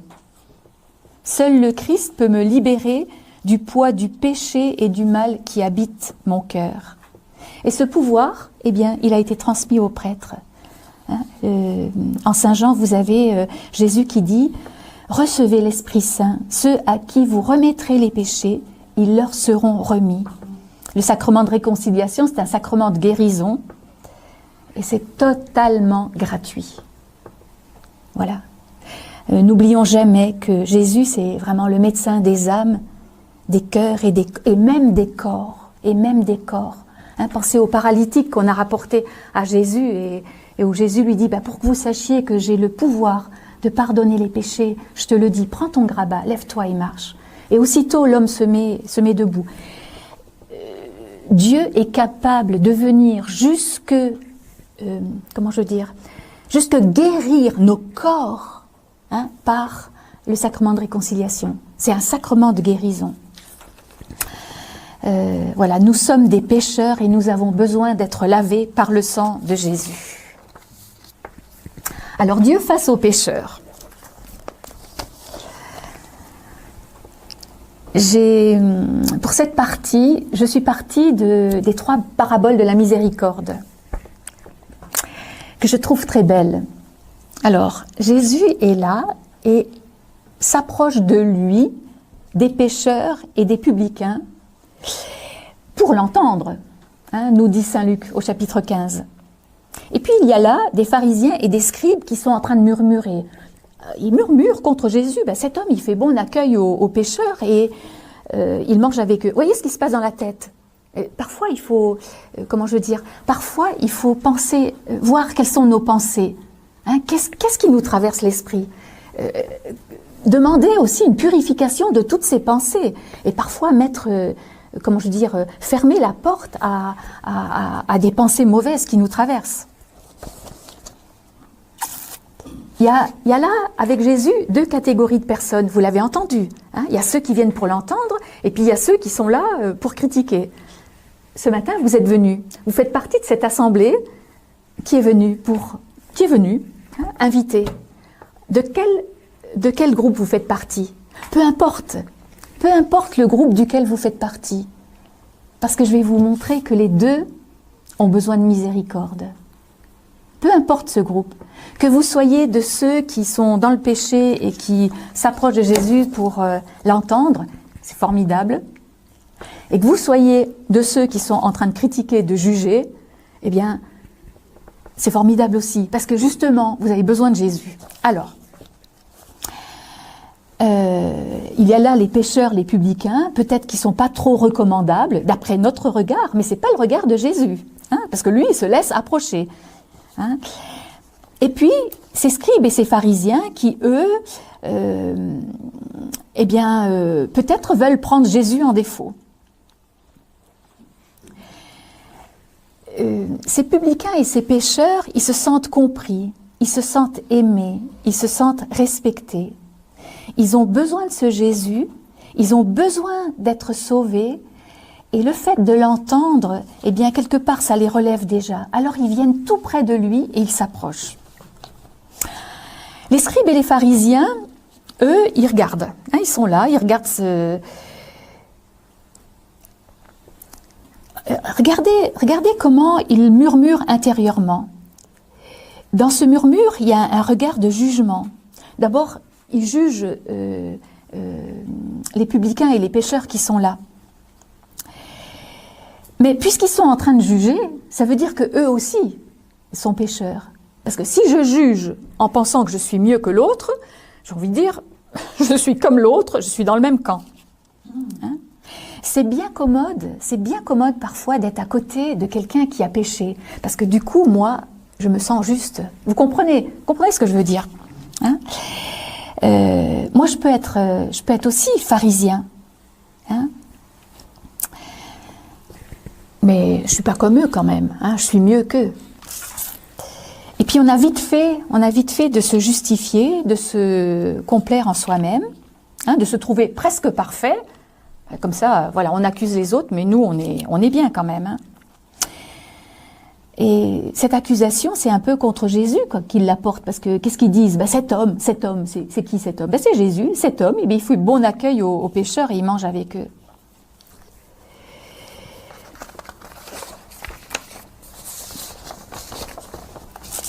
On peut quand même aussi préciser que ces scribes et ces pharisiens, ce sont des hommes religieux.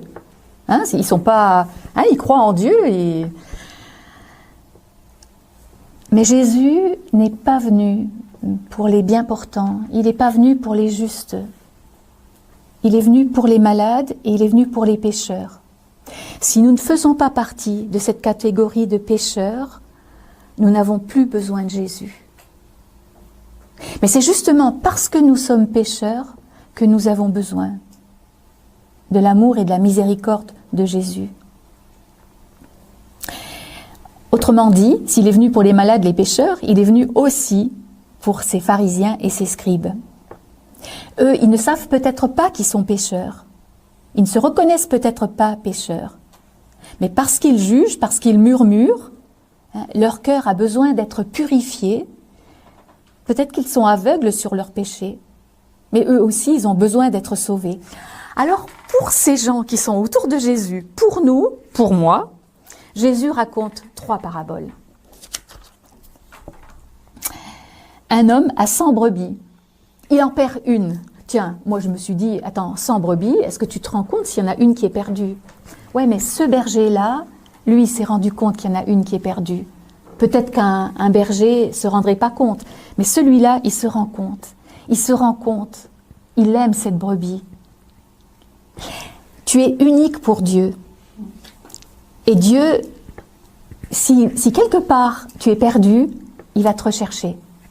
Et comme cet homme qui se met à aller chercher partout pour retrouver, eh bien Dieu va se mettre à notre rencontre.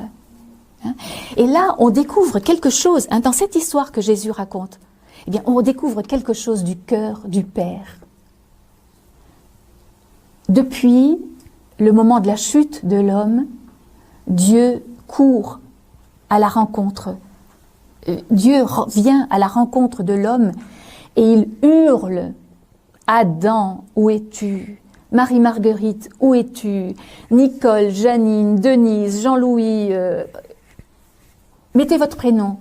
Où es-tu » Dieu ne cesse de venir à notre rencontre. Et quand il nous a trouvés, il nous prend, il nous met tout joyeux sur ses épaules, et il fait la fête. C'est la fête pour Dieu, c'est magnifique. Il y a eu un moment dans ma vie où je pensais faire partie de ces justes. Et je me disais, c'est quand même injuste que Jésus, il prenne cette brebis qui a été, qui a vécu n'importe quoi, qu'il la prenne, qu'il la mette sur ses épaules.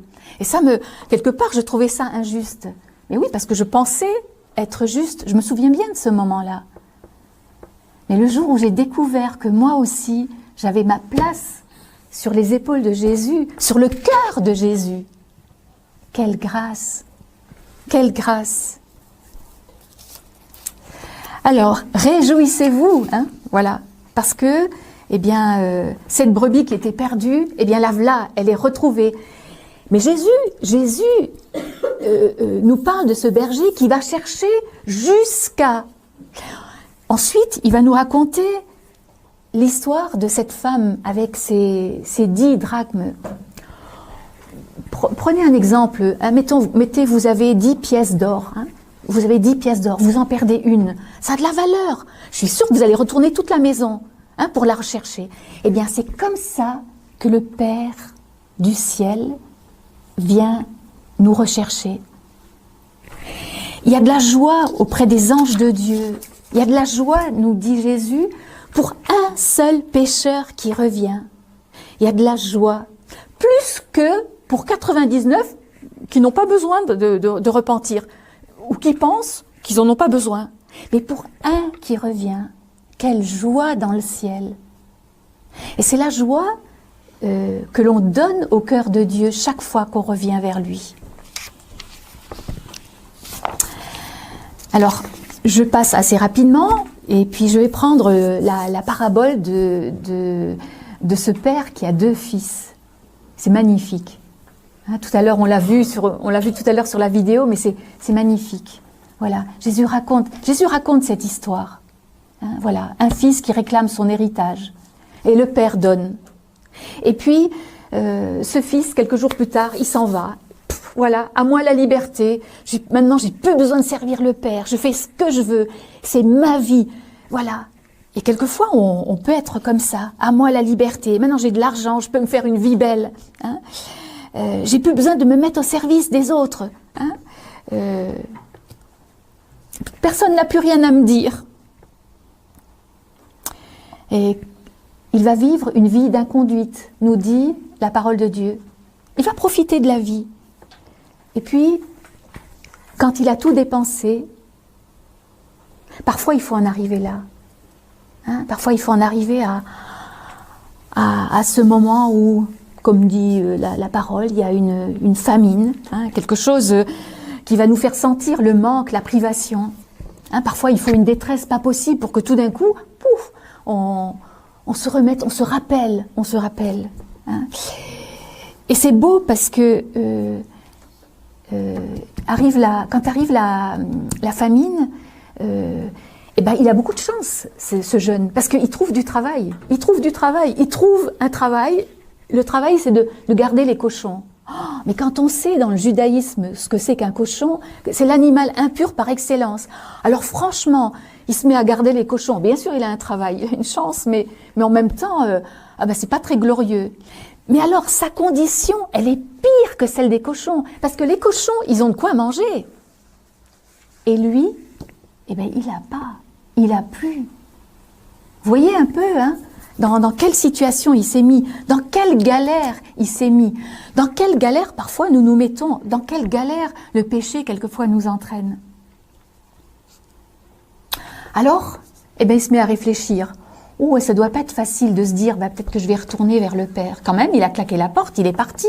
Hein, mais il prend le temps de réfléchir, il prend le temps de rentrer en lui-même. Aujourd'hui, hein, dans cette journée du pardon, prenez le temps de rentrer en vous-même. Prenez le temps de regarder votre vie. Et là, c'est une chance parce que en prenant ce temps, il se rappelle, mais quand même, dans la maison de mon père, il y a du pain, il y a de quoi manger. Moi, je suis en train de crever de faim ici, mais chez mon père, il y a tout ce qu'il faut. Il y a tout ce qu'il faut. Les mercenaires qui sont là, ils ont de quoi manger. Eh bien, même si ce chemin est humiliant, eh bien, je vais le prendre, je vais retourner chez mon père. Et il prépare sa petite phrase là. Hein, je vais lui dire, Père, j'ai péché contre le ciel et contre toi. Moi, je mérite plus que tu m'appelles ton fils. Je ne mérite plus. Et le pape François quelque part disait, c'est une bien mauvaise habitude de penser qu'on mérite. Hein, de penser qu'on mérite l'amour. L'amour, ça se mérite pas. Hein, penser qu'il faut que je sois bien pour recevoir l'amour.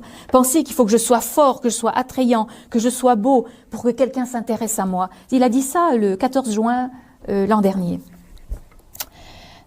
Je ne mérite plus d'être ton fils. Traite-moi comme un mercenaire. Tiens, quelle est l'image que ce fils a de son père?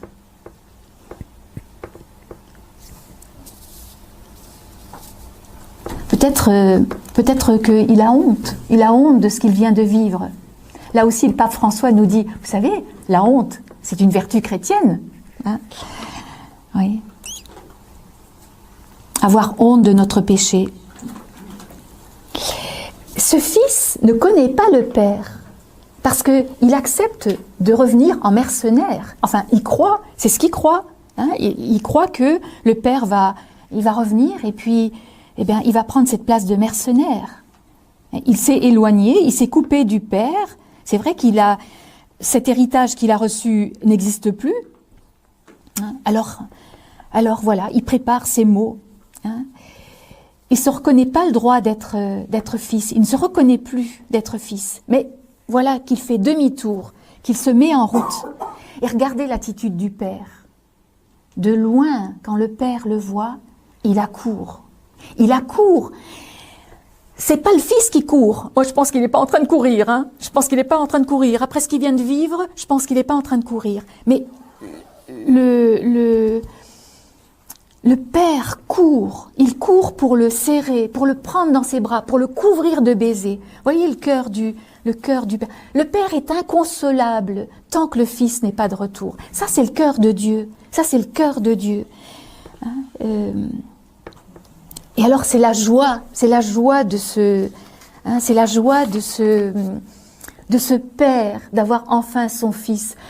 Ça lui est égal que le fils sente peut-être le cochon, hein, ça lui est égal, hein, mais il le serre dans ses bras, il lui fait la fête, il lui remet sa robe de baptême, cette robe toute neuve, il lui remet l'anneau. L'anneau, c'est ce qui servait de signature, hein, ça veut dire qu'il lui redonne toute sa confiance, il lui met des chaussures aux pieds. Il faut qu'on fasse la fête, hein. Il était perdu mon fils, mais voilà qu'il est retrouvé. On fait la fête. Il y a la musique. Le fils aîné, lui, il est au champ. Il est au champ, il est en train de travailler, il est en train de servir son père. C'est quand même un bon fils. Il est là, il sert son père. Et voilà que, à son retour des champs, il est épuisé, il est fatigué. Tiens, qu'est-ce que c'est que cette musique? Mais qu'est-ce qui se passe là?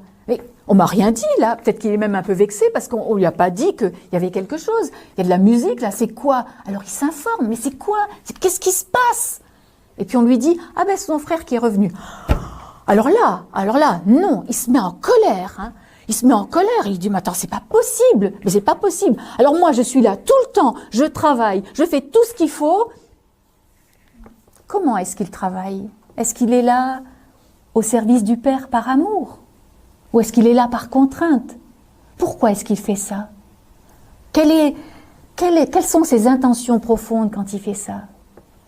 Mais là, il refuse d'entrer, il veut pas faire la fête, il ne veut pas. Et nous, quelquefois, on ne veut pas. Il y a des choses, on ne veut pas. Ça, jamais. Regardez le Père. C'est toujours le cœur du Père de Dieu. Jésus raconte l'histoire, hein. Jésus raconte cette histoire pour nous faire comprendre l'amour du cœur du Père. Le Père, comme il aime cet enfant, le Père quitte la fête, il sort et il vient dire à ce fils, mais viens, rentre dans la fête, mais ne boude pas, mais reste pas comme ça, cette fête, elle est aussi pour toi. Mais si tu dis non, il ne peut rien faire. Si tu dis non, si tu refuses d'entrer, le Père ne peut rien faire. Et là, ce fils, il refuse d'entrer.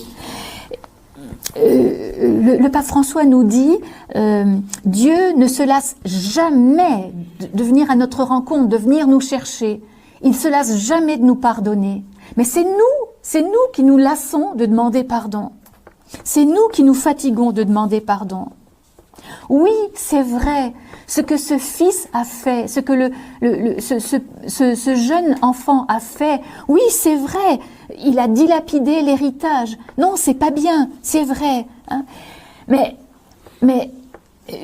est-ce qu'une femme peut oublier son enfant, même si ça lui arrivait? Dieu jamais n'oublie, Dieu jamais t'oublie, toujours il est amour, toujours il vient. Dieu a horreur du péché. Mais il a un cœur de miséricorde pour le pécheur.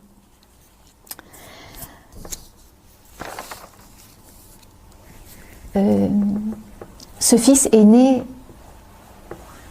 il est invité à rentrer. Vous voyez, lui non plus ne connaît pas le cœur du Père. Même s'il est avec le Père tout le temps, il ne connaît pas. Quelquefois, nous pouvons être de bons chrétiens, aller à la messe, pratiquer, et puis ne pas connaître le Père, le cœur du Père. Tout ce qui est à moi est à toi, mon enfant. Mais mon enfant, toi, tu es toujours avec moi. Tout ce qui est à moi est à toi. Hein? Il faut bien faire, il faut bien fêter, parce que ton frère était mort, là, il est revenu.